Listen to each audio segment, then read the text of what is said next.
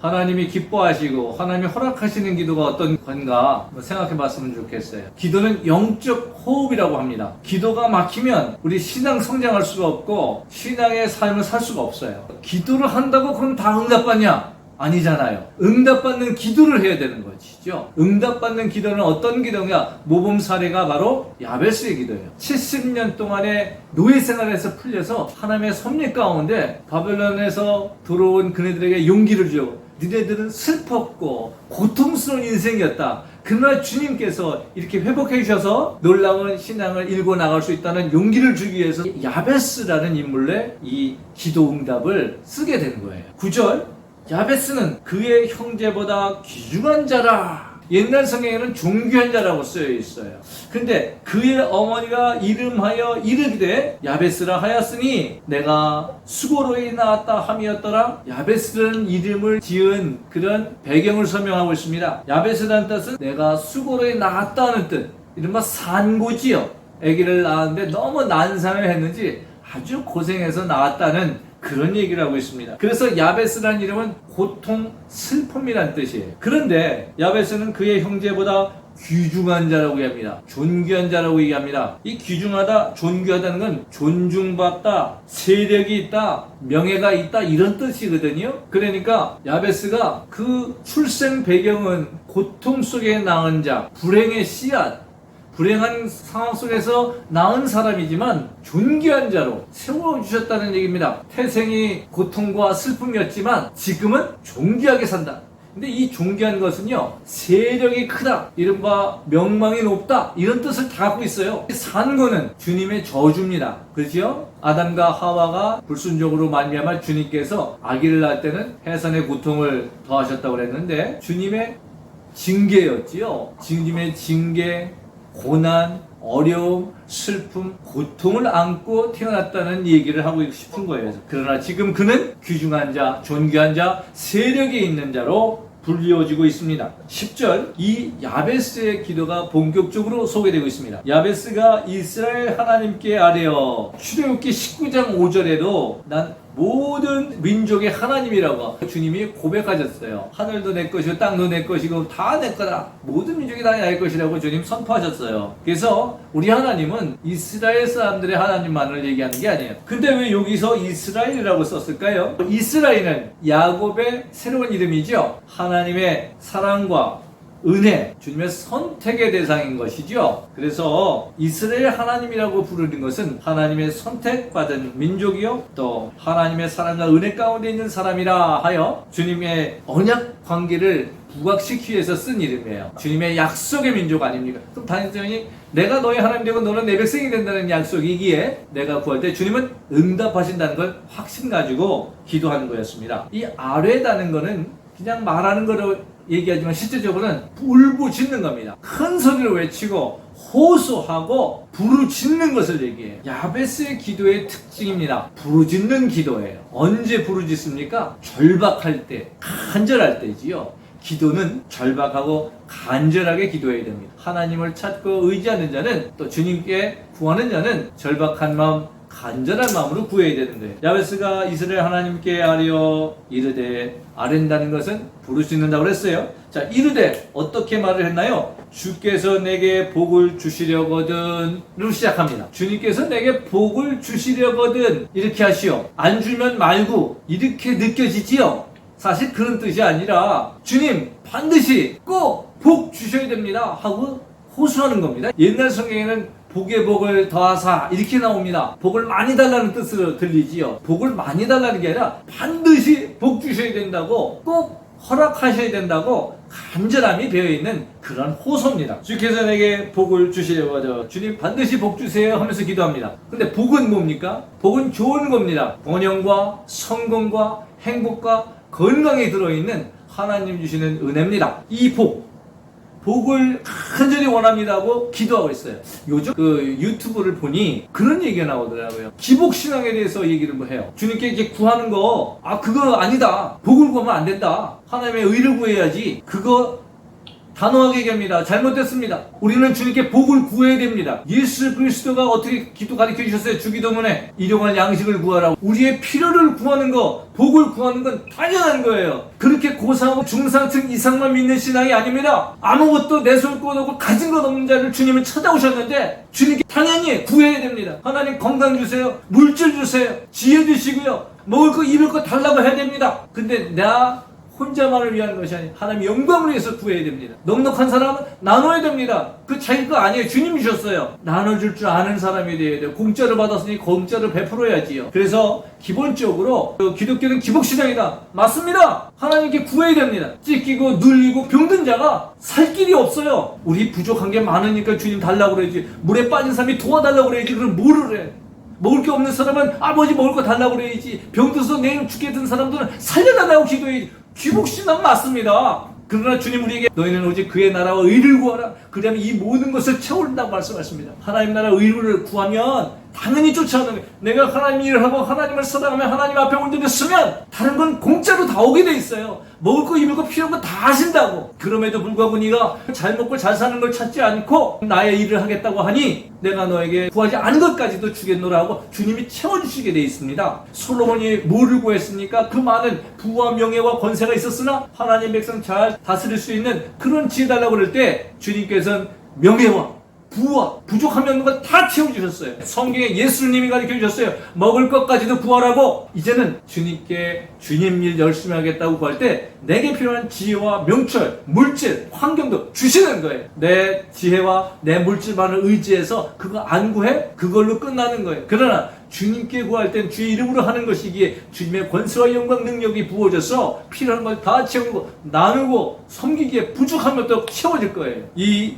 야베스가 기도합니다. 주님께 간절히 외치면서 결단 그 주께서 내게 복을 주셔야만 돼요. 간절하게 기도하는 거예요. 그래서 첫 번째 내용, 복을 구하고 있죠? 복을 구하고 있어요. 첫 번째 복, 나의 지경을 넓히시고. 나의 지경은 뭡니까? 유산으로 받은 땅을 얘기하는 거예요. 유산으로 받은 땅, 이거를 넓혀달래요. 조상 때부터 가나안 땅 분배해서 받았으면 그걸로 족하지 뭘 그걸 더 달래? 아닙니다. 주님께서 아담과 하와 쪽에 5대 축복, 생육하고 번성하고 충만하고 정복하고 다스리라는 안주하는 게 아닙니다. 주님 주신 걸 가지고 더 발전해 나가기를 원하시는 거예요. 현 상황, 여건, 환경, 나의 자질, 체질, 지식, 지혜 거기에 머물지 말고 확장하고 도전하고 성장하고 좋게 변화라는 얘기입니다. 그래서 도전하고 개척하고 확장해 나가는 것이 필요합니다. 성장해야 돼요. 주님은 그러기를 원합니다. 우리는 성장해 나가야만 되는 거예요. 더 도전하고 얻어야 돼요. 있는 사실에 있는 환경 여건에 그냥 자만하고 그리고 안주하고 있지 말라. 변화의 삶으로 성장의 삶으로 나가라는 얘기예요. 결론적으로 주님이 허락하셨지요? 주의 뜻에 맞았다는 거예요. 주님이 기뻐하는 기도입니다. 첫 번째 기도하는 태도가 뭐였습니까? 간절하고 절박하게 하라. 근데 그 구체적인 내용은 바로 우리의 물질적인 것, 일용할 양식에서부터 나의 지경, 나의 환경, 주어진 환경에 안주하지 말고 도전하라는 얘기입니다. 지경과 물질과 인간관계 모든 것이 다 들어가 있습니다. 주님께 구한 두 번째 복은 뭐냐? 주의 손으로 나를 도우사. 이 뜻은 주님의 실제적인 임재를 얘기합니다. 주님의 손은 주님의 능력을 얘기해요. 주님의 그 능력이 실제적으로 임하달라는 겁니다. 주님의 함께함을 만민이 알게 하라는 거예요. 내가 주 안에 주가 내 안에 있음으로 말미암아 하나님의 함께하는 자, 하나님의 능력이 있는 자, 하나님의 능력으로 성공하는 자, 그것을 보여야 됩니다. 나만의 신앙이 아니라 하나님이 드러내는 신앙, 하나님이 임하셔서 통치하시고 역사가 일어나는 그러한 신앙을 얘기하고 있는 겁니다. 그것은 주님이 기뻐하시는 모습이에요. 우리와 함께하고 그 능력으로 우리를 붙드시며 우리 삶의 현장에서 구체적으로 역사하시길 원하시는 거예요. 그 뜻에 합한 기도였다는 겁니다. 틀림없이 주와 함께하는 사람이네. 저건 주님이 이루신 거야. 저 사람은 주님과 함께 이런 소리 들으면서 살아야 됩니다. 주님과는 상관없이 그냥 세상 사람 이렇게 불려서는 안 됩니다. 세상 사람이랑 똑같네? 아닙니다. 하나님의 사람 모습이 보인다. 예수의 향기, 그리스도의 향기, 그리스도의 빛이 비춰진다. 이런 얘기를 듣고 살아야 되는 거예요. 나로 환난을 벗어나 내게 근심이 없게 하옵소서. 세 번째 복이에요. 환난에서 벗어나 근심이 없게 해달라.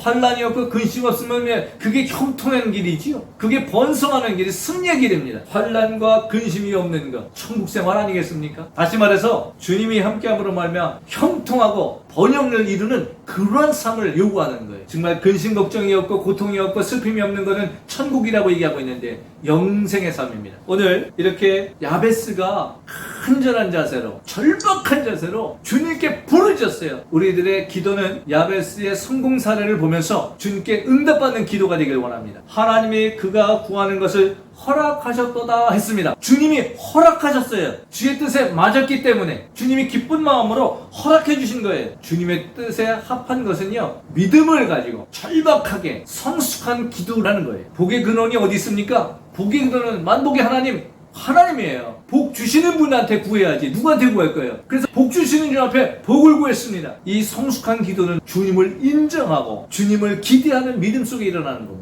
매사에 주님을 인정하고 영광 돌리는 삶, 주님이 기뻐하시는 삶이에요. 그리고 주님 우리에게 복 주시길 원한다고, 그 복을 누리기를 원하는 거예요. 우리 하나님 백성이 근심, 걱정, 환난, 고통에 있는 걸 기뻐하지 않으세요. 누리며 나누며 섬기기를 원하십니다. 믿음의 선진들 다 부자들이었지요. 누림의 삶이 있었습니다. 우리도 믿음의 선진의 모습으로 누리며 나누며 섬기며 주님 기뻐하는 그런 삶을 삽시다. 그래서 오늘 말씀하신 것처럼 우리들의 물질의 축복을 기도하는데 그것은 단지 물질만 얘기하지 말고 현재 주어진 상황에 안주하지 말고 큰 변화의 삶을 살아라.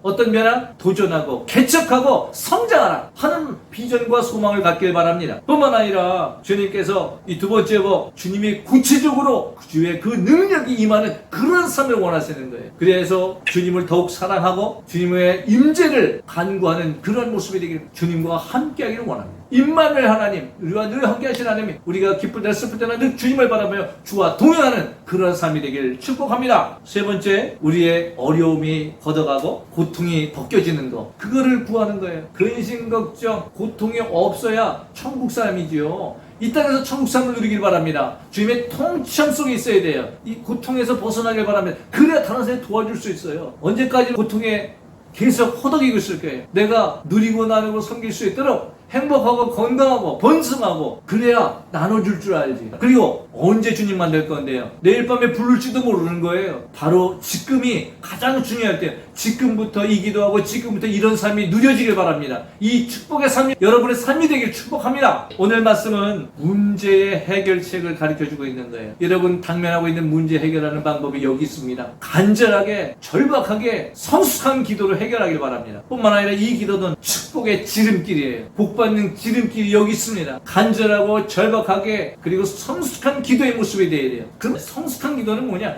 돈, 건강, 물질이, 시간이 해결되는 거 아니에요. 주님이 해결합니다. 그것이 지혜입니다. 그게 성숙한 기도예요. 주님을 인정하고 주님께 의뢰하고 믿음 가지고 기도해야 되는 겁니다. 또 그 하나님이 허락하신 축복을 받는 큰 비결이 되는 것이지요. 지금까지 너희가 내 이름으로 아무것도 구하지 아니하였으나 구하라 그리하면 받으리니 너희 기쁨이 충만하리라. 예수님께서도 기도하래요. 우리 기도하십시다. 구합시다. 구하라 주실 것이요 찾으라 찾을 거요 문을 돌리면 열리리라고 약속하신 마태복음 7장 7절의 말씀 간절하게 외치길 바랍니다. 시편 91편 15절에도 그가 내게 간구하더니 내가 그에게 응답하리라. 주님 약속하셨어요.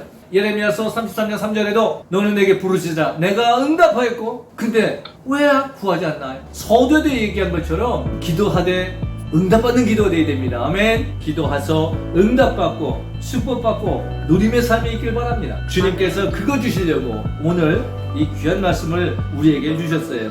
왜? 복 주시려고. 왜? 문제 해결하라고. 간절히 기도합시다. 기도해야 돼요. 기도만이 살 길입니다. 항상 기뻐라 쉬지 말고 기도하라 범사에 감사하라. 이는 그리스도 예수 안에서 너희를 향하신 하나님의 뜻이니라 말씀하시고 계시지 않습니까? 이 삶이 우리들의 삶이 되길 원합니다. 하나님이 들려주시는 이 말씀 붙들고 우리 삶이 바뀌어야 돼요. 이제 기도의 삶이 되길 바랍니다. 기도의 사람이 되길 바랍니다. 그래서 문제 해결받는 자, 축복을 누리는 자 되길 주의 이름으로 축복합니다.